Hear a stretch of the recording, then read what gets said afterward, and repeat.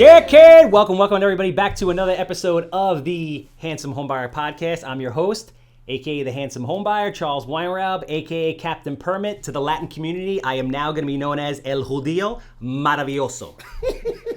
All right? Hide your kids, hide your wives, hide your husbands, because the titans of Long Island real estate, and I'm putting myself in that group, are in the room today. But before we go there, shameless plug. You know who else is a titan? Who else you need?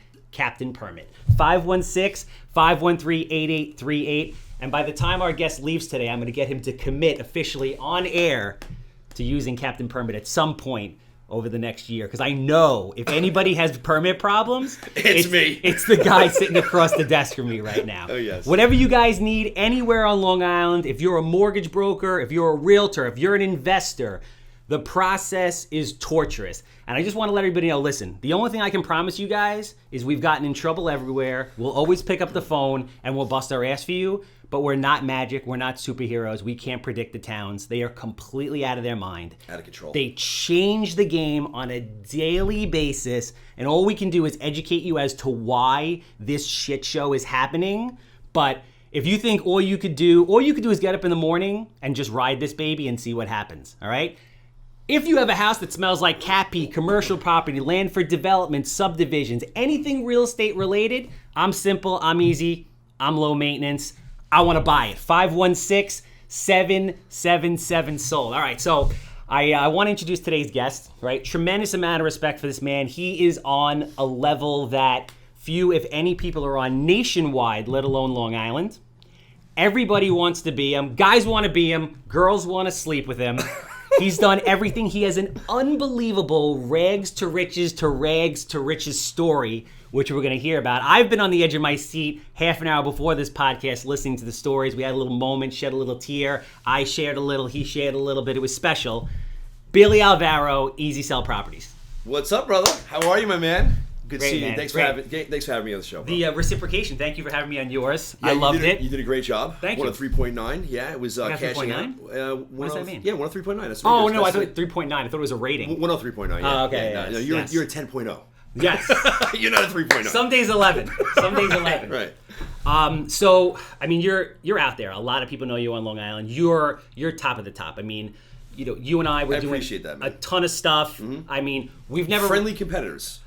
I don't even want to use the word competitor. Listen, we're in the same line of business. So yes. Some people. So what did I say when you came onto the show? It's collaboration. Collaborators, yes. Right. We're collaborators. I mean, listen, we're in the same business. We do the same thing. I don't believe in taking somebody who's doing what I do and try to fight with them. I believe in bringing it together and let's make something happen. The thing is, like, the thing that I always say to people, like Maddie and I were just talking about this offline, is it's counterproductive to think that, you know, people are your competition and then try to like hide stuff from them or not share, because at the end of the day, we love ourselves, we love each other, but like, we're not reinventing the wheel. No. Like, all the stuff that we're doing, direct mail or the calls, the networking, the classes, whatever it is, like, this has been done for years and years and years. Right. I mean, the difference between you, me, and everybody else is we're not afraid to die on a treadmill. We work. Yeah. We work, we make it happen, and we share, we're givers. I mean, you're a giver, I'm a giver. I like being able to help people get to the next level in life. I mean, that's my thing, man. And the people on my staff, the people that work with me on my team, I love nothing more than bringing somebody in who has absolutely zero idea and just dumping on him the brain dump, and over the 6 months, 9 months, a year, watching the these evolution. People. I mean, even my own cousin. My cousin came in, he had no clue what the fuck he was doing. And now he's running the whole entire back end of the company on the rehab side. Bought into the company as a partner, for Christ's sake.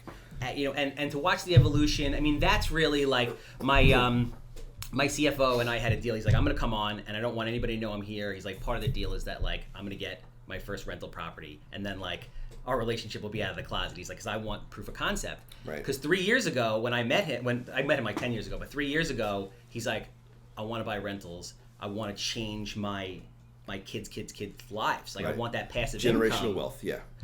And next week he's about to close on his first rental. And I was thinking about it. I sat down and I was like, you're changing his life. This is probably to this date the most satisfying moment in my career. Yeah, because the guy came in and you helped him attain his dream, his goal. Yeah, and it's the first of many, I'm sure. He helps me every single day, and together, like, I feel like we have a responsibility to help other people get up the mountain. Like, you got to reach down and pull that guy or girl up with you. Absolutely. And you can only really do that by sharing, what you know. Listen, that's why you're doing what you're doing, dude. And vice versa. Yeah, you're a giver. I'm a giver, and I just believe in giving. Don't ask for anything in return, but the magic happens because it comes back to you tenfold. Tenfold all the time without asking for it. I want to give like a very general overview of you, and then I want to like bring it back in time and kind of go through the progression the whole process that is Billy Alvaro. Right. So like you've been in the mortgage business, you've been bartending, title business. You're almost a police officer, which I was almost a police officer. I just found out, which is crazy. I mean, you're one of the biggest investors around, wholesaling, rehabs. Now you're a performance coach on a national scale. Probably on a worldwide scale in the next couple of years, because I know you. You're not going to be. I'm not talking about that yet because I don't know if I'm going to do it. I got to be honest with you. I mean, we spoke before off camera. I don't know if I'm going to go down that road. I'm testing it. I know you because like I know myself, right. And there's like a certain chip that like you and I got on the assembly line that's like kind of similar. Yeah. So like for me, I always tell people like, and they look at me like I'm fucking nuts. I'm like, listen, I don't care about the money, bro. Like, I live in an apartment that's the size of this room. Yeah. I drive a $260 a month car, and I'm not knocking you if you like nice shit. You can nice shit like nice shit. But for me... I actually live in an apartment this size right now myself. That's what I'm saying. Like, money is nice in the sense that you're not going to starve. Right. But, I was talking to this kid... It's about building. It's about creating. It's about that for me. I love the challenge of it. I love being like, you know what? I'm going to do some shit that nobody else has done. I love being told I can't do it. Without a doubt. I love being told it's never going to happen. And listen, not to pat ourselves in the back, but we're doing it. I don't care what anybody says. We're doing it in the hardest place there is to do it. Long Island, New York is the absolute toughest market ever, bro. It's the toughest market. You know better than anybody because you go to like a lot of summits and meetings and like mastermind groups out of the area. It's so much easier out of state, especially the states that are non-attorney states where there's non-attorneys. They use title companies. Those states are the apps. Texas? Yeah. I have friends in Texas, they're banging out 50 deals a month, 100 deals a month. Yeah. A month. With gun racks and open beverage containers. Right. Right? And they're buying properties at a decent price. They're not robbing people. Auctions are very big down there, right? Auctions are big, north, southwest, midwest, but the auctions all over the place right now from what I'm gathering from the groups I'm in. Decimated. All the whole market. But it's coming back. You know that. 2 years. Within 18 to 24, it's back. Bro, I was like, I threw a hard date on it when I was on your show. Yeah. I was like, Q4 2019, like I'm planting a flag, that's what it is. And I've been seeing it for a while, since last February. I know you have. Yep. Because I've been hearing snippets. I've been saying people like, you're fucking nuts. And then I've been hearing snippets of you on the show, the radio show. That and on social media. Yeah. And I'm like, he gets it. Yeah. Like, well, you and I had a conversation about 3-4 months ago. You hit me up and you're like, yeah. What's your thoughts? And I go, yes. Bro, I give you my thoughts. You're like, yeah, I'm thinking the same fucking shit. Really interesting story. So there's a guy who, when I first got into real estate 5 years ago, and I'm like, I'm going to do 100 houses a year. There was a guy who has a fund. I'm like, I'm sure you know this guy, but I'm not going to mention his name. Is he local out here? Yeah, local. Yeah, I know he is. You know what I'm talking about? Yeah, I know exactly. Kind of makes the hair in the back of my neck. When I was coming here, I thought that's where I was going. I'm like, whoa. Oh, yeah? Yes, you know exactly what I'm talking about. Yeah. So he, he sat me down, he brought me to lunch. He's like, I want to fund all your deals. And I'm just like, dude, this just doesn't feel right. Like, you make the hair in the back of my neck stand up. Same conversation. But he said something to me that resonated with me, that stayed with me, and I have to thank him for that. Because he's like, I said to him, like, yo, what happens when the market tanks and you're doing all these houses?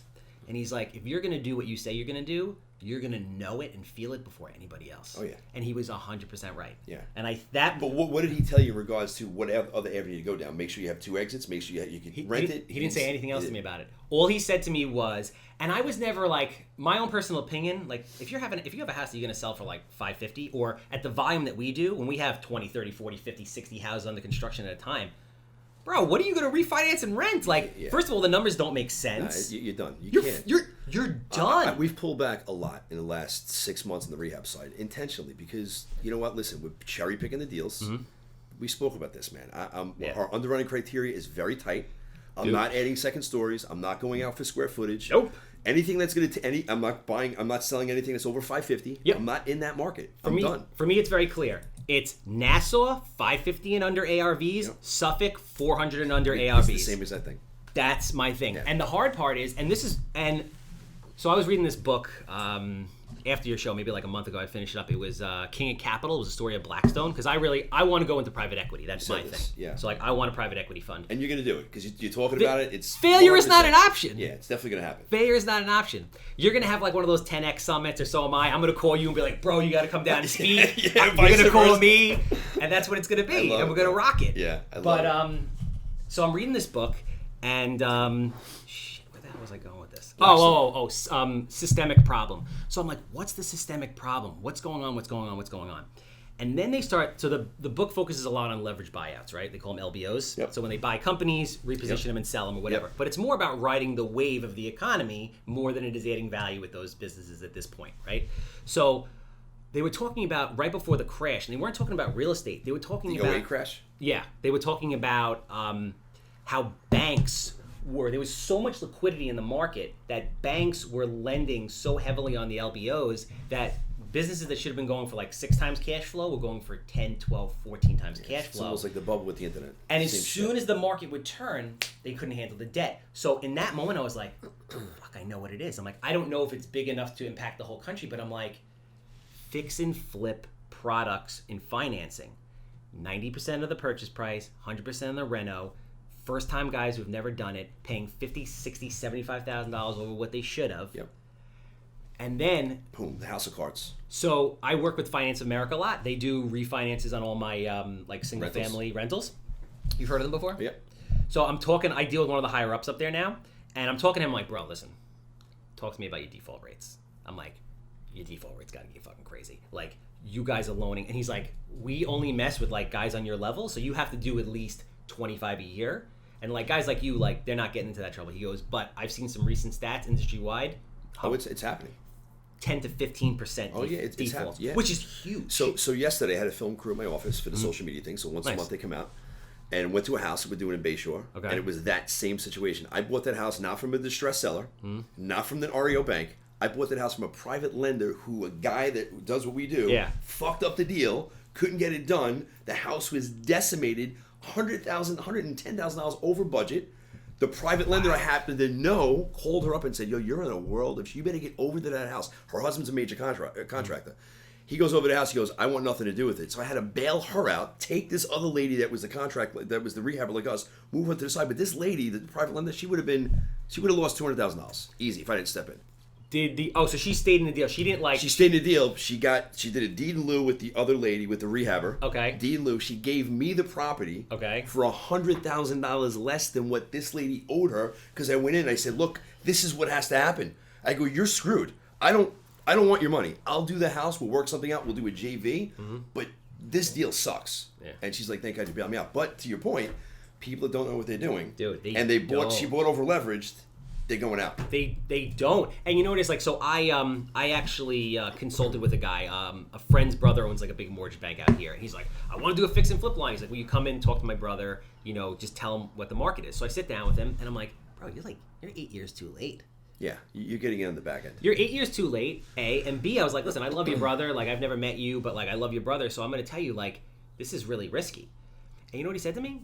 He's like, because he's like, you know, I have a warehouse line and I'm just going to keep it and I'll make the arbitrage between like, you know, the 10, 12, 14% and then what my warehouse line is. And I'm like, he's like, I want to let it sit on the books. I'm like, you want no to rid way. This shit is yeah, right, dude. And then finally he's like, he called me back for another meeting. He goes, I'm like, you sure you want to do this? I'm like, it's getting bad out there. And because he thought he was going to lend to guys like me and you. I'm like, you're not. He's lending to the newbies. You lend to newbies. Like, they don't know what the frig they're doing. 10, 12%, 2 points, right? We have relationships. We get cheaper money. Dude, I get my money cheap now. 7.5%, 8%. That's cheap, bro. Yeah, for fix and flip, 1 point. Yeah, no, that's cheap. It's cheap, real cheap. I'll hook you up. Yeah, let me know. Yeah, I'll hook you up. I'm right in that same range. I don't. It's straight interest, but the more the merrier. Yeah, straight interest on the fix and flips. Yeah, 7% is my lowest. The other guy's 8. 1 point, 1.5 points. Nice. Yeah, oh, that's good. It's good money. Saved me when I did that debt. I did the whole debt analysis. It was like $375,000 a year, right down to the bottom line. Yeah, when I started from day one, and I don't like. My thing is like I can't hammer a nail. I don't really know how to do shit, but I can't change the light bulb. Exactly, right? We're the same guy. I can't do any of this shit. So I'm like, I'm going to pay 10% annualized interest paid monthly because I feel like people like the psychology of the checks. Getting them monthly. And I'm going to go out and I never really worked with a hard money lender. I'm going to go out and raise money. Private capital. Yeah. I'm going to go like do dog and pony shows. Yep. And I'm going to do like a pro forma. And you did this? This is what you're saying you did? I did, yeah. Right. This is what I did from day one. Right. Like, so I did the first one. They were like, kid, there's no way you could do this. This is never going to happen. You're going to bomb. And then they're like, all right, maybe you got lucky. Right. And then they're like, all right, cool, here's money. Right. And that's what I've done. Yep. So like I have a range anywhere from like I always joke that I'm the #1 investment vehicle in Wantagh. So I have people that I've rolled into like self-directed IRAs. Yep. And then I have like guys that own hedge funds that are using personal money and everything in between. But he said to me, he's like, you know what, I don't care. He goes, because I'm selling this paper within 30 days or less.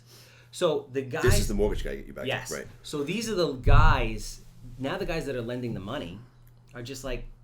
Who cares? So someone's going to hold the bag. It's happening.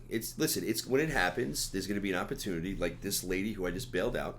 They're going to be all over Long Island, Queens, Brooklyn, and the Bronx. They're going to be all over the place. Watch. There's going to be a lot. And we're going to have to come in to bail these guys out. The kind of like the touch and go with guys like you and I is how do we keep doing business to generate revenue and take care of our team while having enough security and liquid capital that we don't get hurt, and then we can jump in after the shit hits the fan. Yeah, so I mean, you're smart, I'm smart. The key to this whole thing is not just being liquid yourself, but to make sure you have a nice fat line from the people behind you. Yes. And when that happens, you just take their money, you buy in at a tremendous discount, everybody makes a spread. And the conversations that I'm having, like I did like a State of the Union video and I sent it to all my investors, and the conversation I'm having with them now is like, listen guys, it's been 5 years of like balls to the wall, your money's flowing. I'm like, my primary concern is keeping all you guys safe. The deals are not going to be like they were before. There's going to be fewer, and I'm doing that because I don't feel it. Right. So and the deals are hard to come by, man. Well, that's what it is. The deals are just so hard to come by right now. But that's if you're not emotional. Like, you're not emotional about it. No. It's dollars and numbers, cents. right.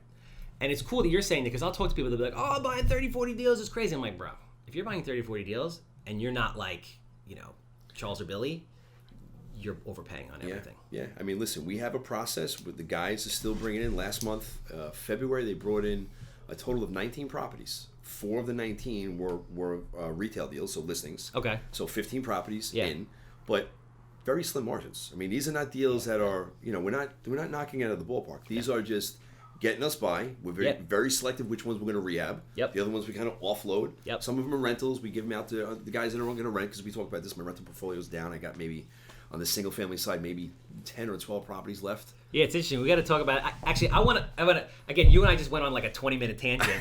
But like, I want people, again, back to the whole, like, you've been up, you've been down, you're up. Well, I've been up, down. I was, right, up, down, up, right. Yeah, up, right? Yeah, well, I was down, I went up, I was down, I went back up. Yeah. So like they say, the old saying is like, if you know how to make money, you could be a millionaire, 5, 10, 100 times over. Correct. Like, I want the abridged story of, the transition of Billy Alvaro from like when he got into business through mortgages, title, through the crash, and then the resurrection. Yeah, it was a process, man. I mean, I don't know how deep you want me to go, but it was a process. So how far back do you want me to go? Just roll with it, man. Getting in? There's no, get into it. So I got into the business. Oh, I got to take that, but I'm not going to. We got into the business. I got into the business by accident. I was working as a bartender in Florida. And there was a bookie, this guy Kelly, he's dead now. And Kelly was a bookie and a coke dealer. He was probably 60 years old. Good looking fella, he's like, he always told me about his stories. He was like in with the movies. I banged this one and I was with this girl. I'm like, right. But then he started showing me pictures and I'm like, maybe this guy's on to something. Like, he was the talker, but there was a lot of validity to what he was saying. He took a liking to me, and he's like, almost like from the Bronx, he was like, kid, you wasted talent. Every time he came in, and he was there every night, Jeopardy, 7 o'clock, he'd sit down, I'd give him his Miller Lite, and he would do his thing, he'd go to the bathroom, he would do his bookie shit, whatever, he'd come back in. He's there for 6 months, I was there for 6 months, and finally I was like, yo, you wasted talent, you're behind this bar, you're gonna end up like Rick. Rick was an old guy, a lifer bartender. You gotta do something, you gotta get into sales, something. I'm like, I'm having fun, I'm doing my thing, I'm single. Kept on busting my balls. Finally he comes in, he goes, yo, I met this older guy, Robert. I went to his seminar. He's a mortgage guy. He's looking for a young protege to train. I thought I needed college. I'm like, Kelly, I got 1 fucking semester of college. Are you out of your mind? I can't do this. He's like, you're a sales guy. Go meet him. I set the appointment up. For 1 month, I refused to go because I was having fun. I was 23 years old, 24 years old, bartending. Maybe 24, 25, around there. And so finally after a month, Kelly's like, did you go see this guy? I go, Kelly, he goes, tomorrow morning, 7 o'clock at his house, Boca Raton, I want you to go down there. Now, I work until 4 o'clock in the morning. Yeah. After cleaning up, I'm 6 o'clock, so I'm having no sleep. I ended up going to this guy's house. I sat there. There was like 8 people in the room. I'm listening to this guy talk, and I'm like, this guy's, he's not that sharp, but he's got a great place. I go, after the seminar, I go, what are you making a year? I make $150,000 to $175,000. This was back in like 94. Mm-hmm. So I'm like, you're making $150 doing mortgages? He's like, yeah. I go, train me for 1 year. Because in the back of my head, I'm saying, you know what? If this guy's doing that, I know what I'm capable of. Yeah. And I trained with this guy. I still worked at the bar, and he just gave me his knowledge, and I went out and I made him money. I go, I don't want to get paid. Train me and let me understand what you do, and I'll make you money. And then after a year, I'm going out. I'm doing my thing. And it's probably like 9 or 10 months, maybe a year roundabout. I ended up getting a job, quit the bartender thing, got a job, loved it, got my first paycheck, started making money. All of a sudden, I'm making like $18,000 a month, $20,000 a month as a kid. Yeah. And I'm like, all right, I'm on to something. Fast forward, opened up my own mortgage brokerage shop up here in New York. Small company, off my credit card. What year was that? That was 99 is when we opened up. Okay. 99, small company. So basically did it off my credit card, $5,000, started this whole company up because I went through a little bit of a challenge. I had a branch. They closed down the branch, so they took our money that was in the escrow account. So it was a pain in the ass. Like, I'm growing, and at the same time, I'm getting pulled. Mortgage business is a really tough business. I'm learning like the intricacies of it. Man. I mean, it's crazy business. It's if you don't have the right people around you, it's pretty scummy. Yeah. It is, man. There's a lot of dirtbags in the business. And the regulations, too, are just insane. Like, it's a hard business. Now it's impossible. Yes. Back then, it was a free-for-all. Yeah. Like, back then, they had what's called Section 32 loans. You can charge 10 points on a deal. So I was right 10 points, and you just had to disclose. So I'm doing deals. I'm doing second mortgages, $70,000 and $80,000 seconds. And I'm like, you just have to sign this. I was trained this way. I didn't know anything except it's a Section 32. Just have them sign it. It's a 10-point deal. There's no negotiation. So I'm like, all right. I go, listen, it's an $8,000 fee for your $80,000 mortgage. Here's the paperwork you have to sign. I'm like, all right. It was disclosed, but that's how I sold. So I was able to sell. I understood psychology. I understood how to connect with people. Yeah. Never lied, never mistreated them, never said one thing and did something else. I would just tell them how it was. They knew me, liked me, trusted me, and I would take them from a situation. It was all about the numbers. So I would show them, you're paying $1,900 a month with all your crap right now. Yeah. I can consolidate that down to $500 a month. Yeah. This is what it's going to cost you, but you're saving, $1,300 each month. But there is real value there. 100% value. And next thing, like salesman. So the gentleman who trained you, was he like a classically trained salesman? He was different. So I learned from him what I liked is he was more the personal side. He was not a telephone guy. He was a relationship person. Okay. So everything from him was referral based, realtor based, very different from how I ended up. I ended up going from that into almost like a boiler room business when I was working for a broker up here in New York. But was it like, so before this, I don't know if you know, I owned the Mako franchise. Right? Yeah. So I owned the Mako franchise for 10 years. And my father's partner was a classically trained salesman that worked for Electrolux, selling Electrolux vacuum cleaners door to door in the 70s. That's a hardcore sales guy. That's so a door knocker. Yeah, like that dude That's was trained. Tommy Hopkins, Zig Ziglar, like all that stuff. Hardcore sales. So this first guy was not a hardcore sales guy. He was good, but he was just more relationship connector, but not a hardcore. You and I have an ability to connect with people, and I don't really have, and I'm being honest, I never went through all of these sales training guru things. I just have an innate ability to connect and close. And the hunger, like the drive. Like you're like... driven. Yeah. Like, I remember as a loan officer working at a company, I had 500 million was the number. 500 million was the number on my wall, and the guy who owned the company walked by. He goes, "What's that number?" I go, "That's the business I'm going to have one day. It's going to yield $500 million a year." He's like, "You're out of your mind." And this is before people were like, "You need to put stuff on your wall and visualize." This is like you were innately doing this. Yeah, my whole life I've done stuff back in the '90s. Since I've been a kid. The first book I got was As a Man Thinketh from my uncle, from James Allen, and that book just put something in my head about what you feed your mind. And it didn't say to write stuff out, but even when I was in like 10th grade, I would have shit on my wall like, life without risk is no life at all. My friends would come over and rank on me. They're like, "What is?" It was only like bathroom tissue, from high school. No, it's funny. You turn around, it says, "What is it? I said, burn the boats and take massive action." I have it on my phone. It's it. Yeah. It's all about what you put out there, what you get back. But I've been doing it since I was a kid, and it's an innate thing with us. But then, so I got into the mortgage business, opened up a mortgage brokerage company with this guy John that my brother went to school with, and within a short amount of time frame, we went from him and I in a room probably this size to having 100 employees, to having 200 employees. Before I knew it, we had 400 employees. Then we grew to about 950 at the height. People working for us, 42 branches nationally, and it was out of control. I want to ask you, it's funny because we had that conversation before off air about the scaling of the coaching program. I'm like, bro, you already know how to do it. And you just told me you had 900 employees. Yeah, 42 offices. That's nuts. But see, here's what we did wrong. So I was very focused, as was my partner, on sales and marketing. Mm-hmm. So you know what happens when you're freaking top, you're focusing so much on one aspect, your operational platform is going to suffer. Very hard. So I didn't know what I didn't know back then.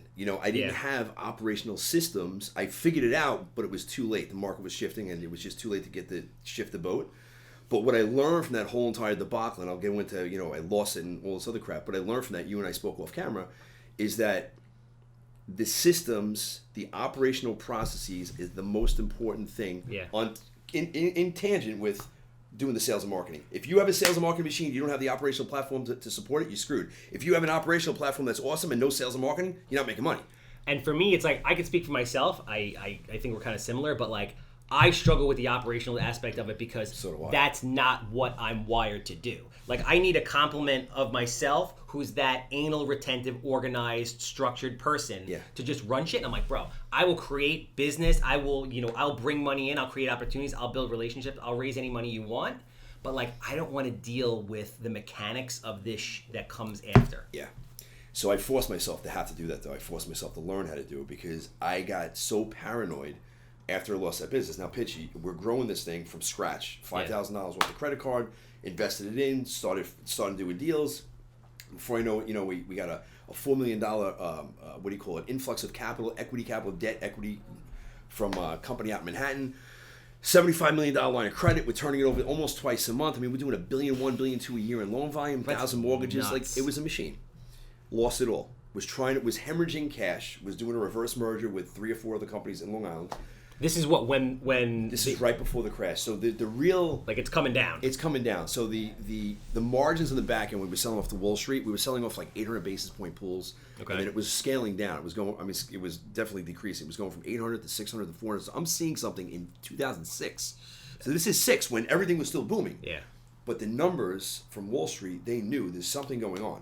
Yeah. So they weren't buying with the premium that they used to buy at. Yeah. Then we started having first payment defaults. And I'm like, what the fuck is going on? We never had people not pay. Like, we give them a mortgage, and then all of a sudden, 30 days later, they're in default. Yeah. Like, that's a problem. But was this because, were most of those loans like 100%, 100+%? Yes, like, and you find out after the fact, there was a lot of scammers out there, so they were doing a lot of straw buyers. Yeah. So there were these guys that were flipping, and they were getting fake buyers to come in, get them. So, I mean, it was just a lot of that shit going on. I got hit. They hit me. I mean, they got millions of dollars out of the business. They fucking got me. Well, and I was talking about I was trying to figure out exactly how this works. Like, I was talking to a guy who actually yesterday who told me that he worked for you. His name is Rob. He works for Freedom now. Rob. What's his last name? You know what? I had so many friendly people working. Anyway, he had a lot of great things to say about you. He's like, I'm having Billy Alvaro on the show tomorrow. He's like, I worked for him, da-da-da. And I'm like, oh, you don't want to open your own mortgage business one day? He goes, no way, bro. He's like, you put up $2.5 million. He goes, there's like a buyback time where like, scratch and dent loan, whatever it is. He's like, you have to pay cash for that stuff. Oh, yeah. Yep. Right? If you, Well, there are scratch and dent companies, they'll buy it at a discount. So if you're into it, for this make believe it's a $100,000 loan, the scratch and dent will come in at 85 cents on the dollar. But let me ask you this question. Did you guys have a big problem at that point, meaning you're putting out massive volumes of loans? Say we were doing massive volumes of houses, and all of a sudden they start going bad, and then the people that bought those loans are like, we don't want this. They came back to us. They knocked on my door. They said, hey, guess what? Here's $3 million. Buy it back. And that's how it all comes down in the mortgage world? Yeah, that's how it started coming down. Bro, but how does any mortgage company survive? Because inevitably, well, I guess you can. There's scratch and dent, so we would have to buy it back, and then we can sell it off. So now instead of us making 108 basis points in the deal, now we're losing 15 basis. The 8 plus the 15s, we're really down 23 points on the deal. And on a mass scale, is a ton of money. Your cash flow goes like this. And that's how it all comes down in the mortgage world in general. Done. Are you? As the owner, are you personally on the hook for that stuff? I was, for a lot. Wow. For a lot. And I shouldn't have been, but when I started, I had I had credit, but I had no, no history. Yeah. So I was personally at PG'd a lot of shit in the early days, and it hit me in the ass, dude, when I ended up losing everything. And I felt horrible because now I have 950 employees, mouths to feed. Like, these are people that are depending. And I remember going into the room, and we were having massive cuts, and I'm just like sick to my stomach because I knew what the hell was going on. And I'm getting like chills up my back right now. And I'm like, fuck, these people depending. And I'm like, I can see the tears in their eyes. Yeah. And, but the world was coming to an end, though. but nobody knew it because this was literally the beginning of, this was like the end of '06. So the world was coming to an end in '07, '08. Yeah. I was a year and a half before it because I was trying to take it public. I was hemorrhaging cash. I was doing all this other crap. And before I knew it, I'm like, this isn't working. And then I got, lawsuit happened. The guy that put in the $4 million, he ended up suing me. He wanted more money in the deal. When we were doing the reverse merger, there wasn't money. I had to disclose to the board. The whole fucking thing, overnight. Overnight, it bellied up. And the guy probably ended up getting nothing. He got nothing. He got guts. Dude, greed, went to court back and forth, and he got nothing. I always say greed is ultimately what takes any good business down. If he would have did that any deal, good person down. Listen, he would have got his cash. I would have got some cash. My partner would have got some cash, and who knows if the company would have survived the ultimate crash, because the ultimate crash happened a little bit after that. But it was probably, I had two feelings when that happened. One, it was like fucking relief because I had a lot of my own cash in that company. I was putting millions of dollars to keep it afloat, thinking I was taking it public, right? Like, I'll put my own cash in to make it happen because I'm cashing out. This is going to be a great payday. When it fell, and this was like a year I was working on this deal. And when it fell, I first I had just relief off my shoulder, like, all right, fuck it, it's finally fucking over. Like, it's, at least I have closure, and I know. But then an older guy, who this happened to, he was in the title business, he pulled me aside, and I'm glad he did. I don't want to say his name, but good, solid dude. He goes, listen, what's about to happen to you, you have no idea what's going to happen to your world. And he went down a whole laundry list of shit that's about to happen. Your friends are not going to be there. They're going to start knocking on your door for debt collectors. You're going to be in court every other day. He goes, you're going to be lucky if you get out of this in 4 years. It's probably going to be 6 to 8 before you're 100% out of it. Prepare yourself. And I didn't understand at the time because I was fucked up of what was going on. Yeah. 6 months after I lost it, and after I was like, I'm just taking a breather, this shit hit the fan. Like, debt collectors at the house.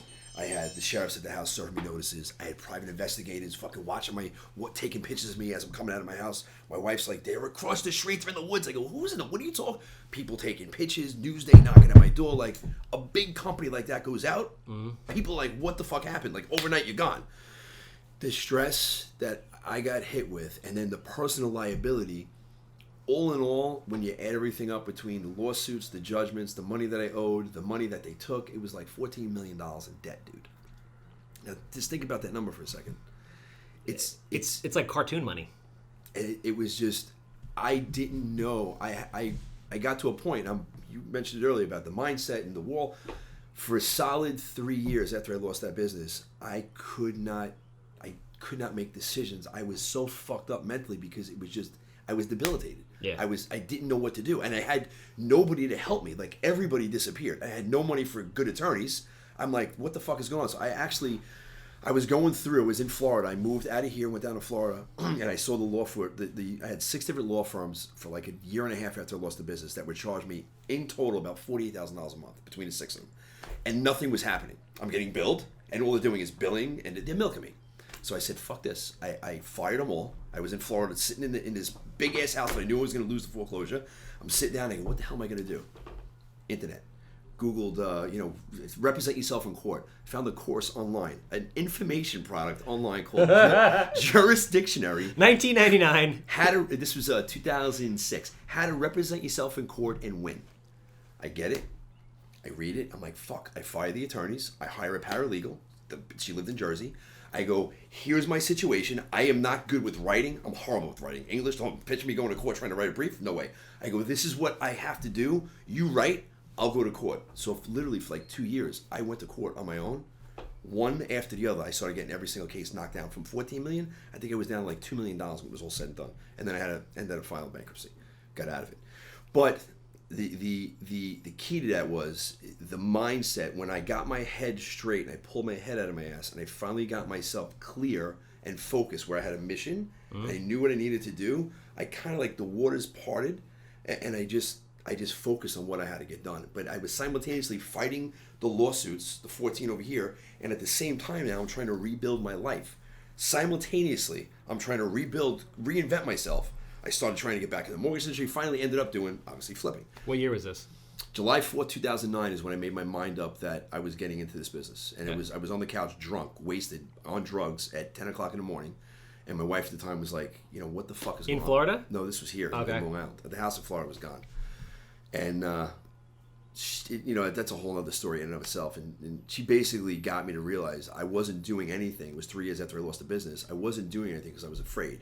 And once I kind of accepted the fact, like, holy fuck, I was afraid to make any type of decision because I thought any decision I was going to make was wrong. And when I realized at that moment, it was like a moment of clarity. And I'm like, holy shit, man, I am afraid. But she goes, when you started your mortgage company, you had no money, no income, no credit, no debt, no nothing. Yeah. It You didn't have fear either. And I'm like, that simplicity of it. And I sat back and I'm like, holy fucking shit. She's right. And it kind of like, it was like a moment where everything, and I was drunk and on pills. And I'm like, shit, this kind of like makes sense. And I started visualizing. I'm like, I could do this. She's like, what did you always want to do? You always wanted to get into real estate. I don't have any money, no credit, no job, get $14 million in bills. How am I going to do this? She's like, you had that once before. What is stopping you? Just go do what you want to do. And you know what? It was a pivotal moment for me. It didn't happen overnight. I knew what I wanted to do. I just didn't know how I was going to do it. I'm like, all right, I know I'm going to make money now in the real estate game, but I didn't know how. I didn't know how to do it. I didn't have any money yet. So I had to really like go out there and almost beg people to fucking trust me again and be like, listen, here, and I was transparent. I go, here's what happened. I had perfect credit. This is what went on. This is what my plan is. And I finally found this guy, fucking Lenny. I just had a conversation with yesterday. And his wife he owned a bank years back, sold out years ago to M&T, made millions. His wife ended up working for me. I didn't know who Lenny was. I got introduced to him. I sat down with him. I was 100% honest and transparent. And he goes, I'm gonna take a risk on you. He goes, I'm gonna hold you a tight leash. I go, dude, I'm gonna make it happen. And that fucker got me started. And still to this day, he's helped me out. I've bailed him out. He's bailed me out. Like, we help each other. He's a friend. He's a really good man. Yeah. A really good dude. Shit, man. But yeah, it was a trying time. I just went on a rant, but it was there was so much more to it, dude. I mean, there was so many trying times, and just, you know, I was at a point where I was literally writing a letter and taking it. I was like out. I was committing suicide. Like, it was bad. I can't even imagine. I'm just, as you say that shit, I just think, I mean, I've never been exactly in that, but I remember a pivotal moment where like I was like, I have to make this transition. I remember someone like looking at me, holding my head and being like, yo, you're gonna do this. It's gonna happen. Like similar to what happened to you. Like, go. And then sometimes I saw you actually when I was talking to you. I almost saw you like thinking back. Yeah, I was like, I like felt this thing shoot up my spine, and I like this is one thing I remember holding my head and just being like, you are gonna do it. Now go and do it. And like I went and did it. Yeah, and it's like you almost need to be told, even though you knew you could. Yeah. Somebody just needed to bring it to your attention. I think people need to understand that, like, well, there's a lot of different things. And I want to hit you with a bunch of different things because I'm sure you got to go and we can ramble all day. Yeah. But people don't realize that, like, guys like you and I give up a lot to do what we do. We sacrifice a lot. It's not like, and why we do it is not like for Ferraris and bottle popping and Instagram bullshit. It's a drive, dude. It's just, I can't even explain the drive that I have, and I've had it since I was a kid. I just have this drive to just do. Yeah. But it's a double-edged sword because your other parts of your life can really suffer. Really suffer. And that's the thing that people really don't get. Like when married my high school sweetheart, when I had the business global, I basically had an affair with my business. I was never home. I was out, 18-hour days and flying around. And when I was home, I was drinking, and that's why I don't drink. I don't do anything anymore because for me, I have to have a clear mind, clear body, clear soul. I need to be clear because I'm an extremist. Yeah, I'm the same way. There's no middle way, no middle ground, dude. I can't just have one drink. I'm fucking going over here. Yeah. So I just realized that I need to just get myself completely straight and stay away from anything that's not going to be good for me. So, tell me about like the abridged version of now Easy Sell goes. So you hook up with your cousin. So no, that was years later. Okay. So I decided I'm going to do this. I didn't know how, and of course I went back online. Started doing some research. How am I going to do this? The market was at the worst state ever. Everybody was bailing out. Foreclosure crisis. Like everybody and their mother's getting out of the business. Yeah. I go, how am I going to make money doing this business? REOs and short sales. So I just focused in on understanding and mastering REOs and shorts. And I just went to work, dude. I would work until fucking midnight, 1 o'clock, 2 o'clock in the morning, just making offers to realtors, all day, blind offers from the fax machine. I would literally, I had a program. I would download every deal that was an REO, every deal that was a short, simple fucking analysis.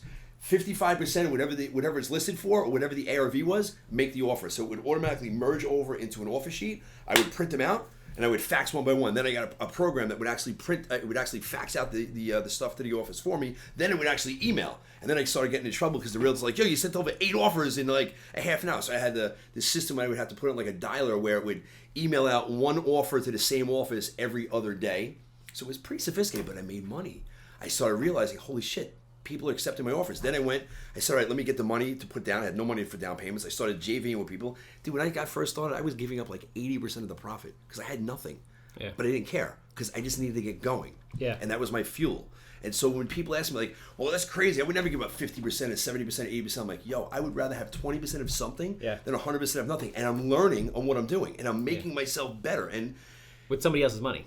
With somebody else's money, and they were getting a lion's share. Yeah. You know, and I just, you know, I was underwriting these files. I really learned that I just worked my ass off, and I got that part of the business going to where I was a one-man show, and then I hired my first employee. Didn't even have enough money to pay her. I was maxing out credit cards to pay her, to pay the rent. Like, she had no clue how bad, money-wise, it was for me. She had 100% full faith in me. I didn't realize what she was going through, and I still have her, my first hire, Liz, and she started, and I'm like, listen, man, this is just, if I would have told her I was broke, she never would have came in, but my personality attracted her. Yeah. She came in, she believed in me, she saw my vision, and I just worked. I mean, the secret is fucking work. Like, come in and fucking work and get shit done, and like, whatever you need to do to make it happen, whatever it takes. That's the thing in my office. We have every day from 8:55 to 9:05, we have a 10-minute huddle, virtual, Zoom, all my sales guys, and it's for 2 things. KPIs, and then really it's fucking mindset. And at the end of the call, we end with, what are you going to do? We scream it, whatever it takes. And it's a 3, 4, 5 time thing. Everybody yells it, and it just gets your mindset going, and that's the mindset you have to have if you're going to be an entrepreneur. I had nothing. I was on the balls of my ass.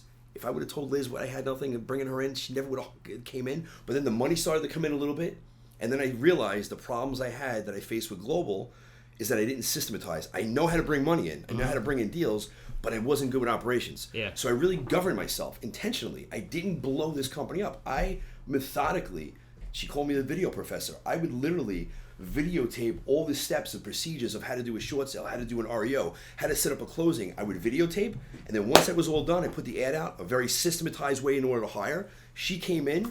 She had to jump through 8 hoops in order to get to me. I found one girl. She came in. I go, this is what you're going to do. I gave her the videos, and literally for 2 weeks she watched. She came back with questions, and then she was like running that part of the business. Yeah. Systematized. Then I started working on the money, and then I just started hustling on the money side. And then I started, bookkeeper, and then Wayne came in, I think 2.5 or 3 years later. Really? I go, yeah. I'm like, listen, I'm ready to blow this thing up on the rehab side. And he came in just working with me. And then I'm like, yo, why don't you just buy into the fucking company? Just buy in. I go, I fucking trust you. You're my blood. Come in and let's blow this thing up. And, we did that, I think, in 2012, maybe. Yeah. And it just, I'm blessed, man. I'm blessed. I feel grateful for everything that I have and everything I've been through, because if I would have kept Global, I mean, maybe I would have been dead from drugs. I mean, who knows? That's nuts. I don't know. You've lived some kind of life, man. And the thing is, like, you're still a young guy. Like, you still have a whole nother life to live. Which is really exciting. Listen, I'm 49, but I'm fucking 29 in my head. Yeah. Like, but people are living to be 100, so that's what I'm saying. Like, you literally have a whole nother life to live. Yeah. Having experienced all that, you have a whole nother life. Yeah. So it's just, I'm excited to see the progression and see what you go through and accomplish. Cool. It's exciting. The whole run's exciting. I want to hit you with a couple random ones that I think people like really. I guess let's tube. One, just you talked about it, but give me like the 60-second version, like mindset of what it takes to be successful. Like, I think I had this thing where like this kid in my class the other day said to me, "Oh, you were talking on one of your podcasts with Matthew Shane, and you said to him, I really wish I knew at like 8 years old or as early as possible what it took to be successful, because things would have been. I'm blessed that I learned it like 20, 29, 30, but I wish I knew it when I was like 8. I might have been a pro athlete." Right. And he's like, "So what is it?" And I tell him, I'm curious to know for you, like mindset, what does it take to be successful at anything? So the first thing is that you have to start. So a lot of guys and a lot of people out there, and I just met somebody this morning at the gym, everybody has an idea that they want to do or something they want to do, and they always talk about it. You actually have to fucking do it. You have to start now. Yeah. The best time to start is now. Yes, do your research. Yes, but if you don't start something, you're never going to get anywhere. So you have to start, and then you have to realize and accept the fact that you are going to fail. Yes. Accept failure. Make it your best friend. Fail as many times as you can and fail forward and pick yourself up and keep on going. Yep. People who just, I think that they get stuck there. And I was this guy when I was younger. I had a fear of failing when I was young. I had a because that's what they teach you in school. That's what's like hardwired into your brain. Yeah, 100%. And it was when I got that book about As a Man Thinketh, James Allen, if you ever read that book, it's this big. I mean, you could read it in literally an hour. It's the easiest book to read. But that book, at a young age, did something to my brain. And I realized it's really this thing, this mind of ours, is the absolute most powerful thing that you have, period. If you can set this thing straight, and I do it every day, dude. I wake up, I do my meditation, I do my visualization, I do my fucking screaming out incantations. Like, I'm a nut with this shit. What time in the morning is this? This is between 4 o'clock and 6:30. On the way to the gym is when I scream my incantations. But listen, if I don't do this, and if I'm running around, all of a sudden I get like I'm on a plane and I get off my schedule, and there's a 2-3 day lap, I feel it, and I'm not knowing that I'm not, and all of a sudden I'm like, holy fuck, I'm off my schedule. Yeah. It's like you have to feed your body every day with the proper nutrients. You need to feed your mind with the proper shit for me, it's every day. I can't live without it. Second of 3 questions. How do you feel about the market, and where do you see it going in the next 12 months? Real estate market, so it's, in my view, I think 12 months, there's definitely a slowdown now. I think within 12 to 18 months, we're going to see a correction. I think, as you were saying earlier, there's going to be people in our space, especially in the rehab side, that they're going to get caught with their pants down, and there's going to be a lot of guys that can't finish their jobs because the lender's going to be calling the notes due, and that property's going to be upside down. It's going to be opportunity. So I see, to me, I see major opportunity, but I see about a 6 to 9 month window, 6 to 9 month, I guess, time frame where it's going to be stagnant. Yeah. Because the seller's going to think one thing, the guys who are smart are going to think something else. Yep. There's going to be a standstill, and then all of a sudden it's going to get real. Yep. And that's when opportunity is going to present itself. Banks have to adjust and realize. I always tell people that. I'm like, there's like a 6 to 18 month period where like things are really funky. Yeah. So they have to catch up. They have to adjust. Yeah. Exactly. And people have to get real with what's going on. Last question. What's the next 10 years of Billy Alvaro look like? God, man. Last 10 years have been crazy. It's been a ride. What's the next 10 years? So I see this company. I see the wholesale and renovation company nationally. I see me again being in the banking business, but not the mortgage banking, private money. I'm definitely getting back into that. Yeah. And I'm really contemplating about the speaking thing on a national basis. I'm still like this with it. I love it. I had a great time doing it. By the way, it's a lot of fun, man. But talking about fear, I had such a fear of public speaking to a point where if I knew I had to go somewhere and speak, for a week beforehand I couldn't speak, I couldn't think, I wouldn't sleep. So I actually went to a freaking hypnotist. Really? A hypnotist 2 years ago to cure me of this stuff because I can't deal. Once I got up and I started speaking, I was fine. Yeah. But the whole anxiety piece of building up to it, it killed me, and I said I can't live like this. And so once I got that part of it done... Did it work? First shot right out the gate? It worked. So I went to CG and I did my presentation. That was June of a year and a half ago. And yeah, I said, holy shit, I don't have any issues at all. This is weird. Like, zero.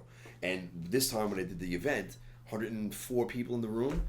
When I tell you I had zero anxiety, zero issues, zero even thought about... I just went in there just to deliver content and really train these people. And I got to tell you, it was, for me, so rewarding.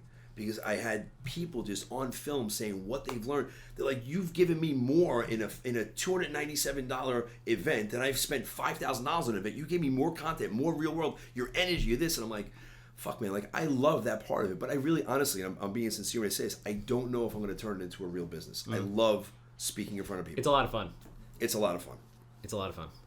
So who knows? I mean, 10 years, I'll be around. You'll be seeing me. The awesome thing Maybe is... on TV. The awesome thing is, like, there's nothing but possibilities, bro. And I'm excited to... It's whatever you put here, whatever I want to do, whatever you want to do, yeah. It's going to come to fruition. I mean, that's just it. It's whatever I want. Bro, I love you. I respect you. I love the energy. I feed off of it. I need it. It's my lifeline. You're an energy guy too, bro. I need it, man. I need it to live. That's why, like, I need the passion. I'm like, you got to be passionate about something. I don't care what it is. I don't care if it's, like, flipping bottle tops. Like, I got to feel that passion from you. Or, like, we're just not going to connect.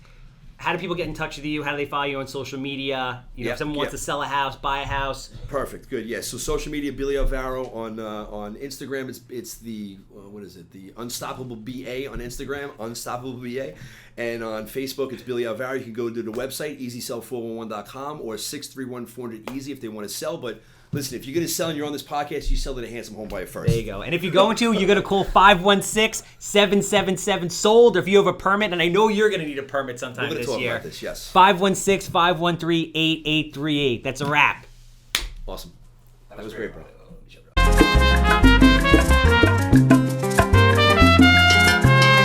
Orgulloso estoy de mi herencia judía. Benjamín Leven Shlomo, cuando me llaman a la torre, así me llamo yo.